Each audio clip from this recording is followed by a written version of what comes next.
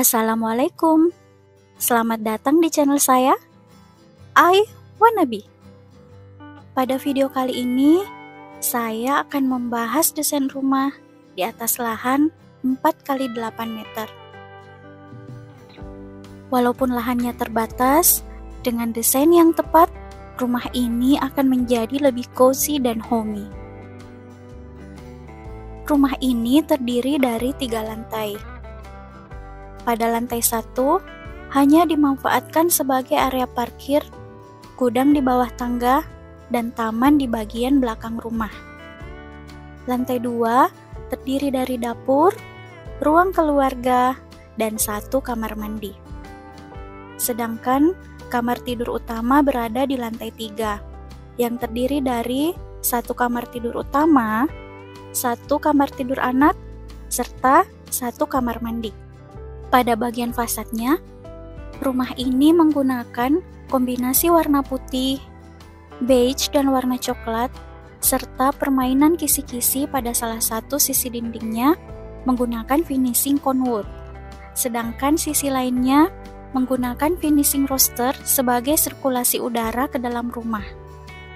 Dengan begitu, kesan hangat sangat tampak dari rumah ini. Pada bagian pagar, juga digunakan finishing conwood agar senada dengan bangunannya. Oh ya, selain conwood, kalian juga bisa menggunakan finishing WPC. Namun, dari segi harganya, panel WPC lebih tinggi dibanding conwood. Baik, langsung saja kita lanjut ke bagian dalam rumah ini. Pada lantai 1 ini, hanya digunakan sebagai carport dengan tangga yang terdapat di sisi kanan. Di bagian bawah tangga dibuat gudang penyimpanan yang cukup luas untuk menyimpan peralatan kebersihan atau barang-barang yang jarang terpakai.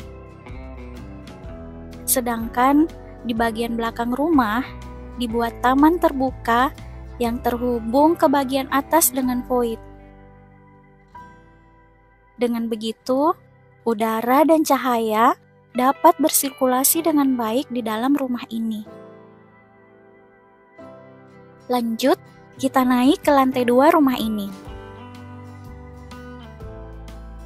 Bagian pertama yang kita temui ketika masuk ke lantai 2 yaitu ruang dapur.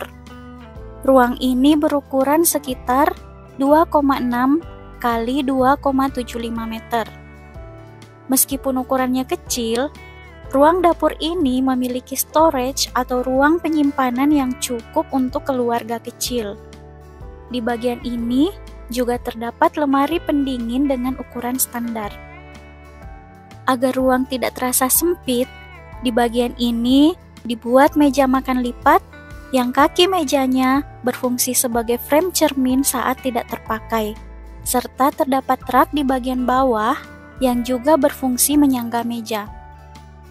Pada sisi kanan dapur atau bagian belakang rumah ini terdapat kamar mandi dan void sebagai sirkulasi udara dan cahaya yang terhubung dari lantai 1 sampai ke bagian atas rumah ini. Selanjutnya, kita menuju ke ruang keluarga. Pada bagian ini, saya menggunakan sofa berwarna abu-abu muda dengan kaki terbuka supaya tidak menimbulkan kesan penuh dalam ruangan. Untuk mejanya, saya menggunakan meja persegi panjang dengan rak penyimpanan di bagian bawah, sehingga lebih fungsional. Pada sisi dinding di depan sofa, saya menggunakan wood panel dengan finishing HPL dengan warna coklat muda yang dikombinasikan dengan warna sage pada sisi dinding di sebelahnya. Pada bagian ini, selain difungsikan sebagai backdrop TV, juga menjadi aksen dalam ruangan sehingga ruangan tidak terasa membosankan. Untuk menuju ke lantai 3 rumah ini, kita harus keluar dulu ke balkon di samping ruang tamu. Cukup unik ya. Pada sisi dinding depan tangga, saya menggunakan finishing roster dan jendela kaca yang terlihat pada bagian fasad rumah ini untuk memaksimalkan penghawaan sehingga rumah ini lebih sehat. Pada lantai 3 rumah ini terdapat 2 kamar tidur dan 1 kamar mandi. Lanjut, kita ke kamar utama terlebih dahulu. Kamar ini cukup sempit, hanya berukuran 2,3 kali 2,75 meter. Meski sempit, kamar ini memiliki ruang penyimpanan yang cukup banyak, serta masih memiliki meja kerja atau meja rias yang bisa ditarik dari bagian lemari jika akan digunakan. Kamar ini menggunakan divan laci serta kasur dengan ukuran 160 kali 200 cm. Cukup sederhana, tapi fungsional ya. Selanjutnya, kita menuju ke kamar kedua, yaitu kamar anak.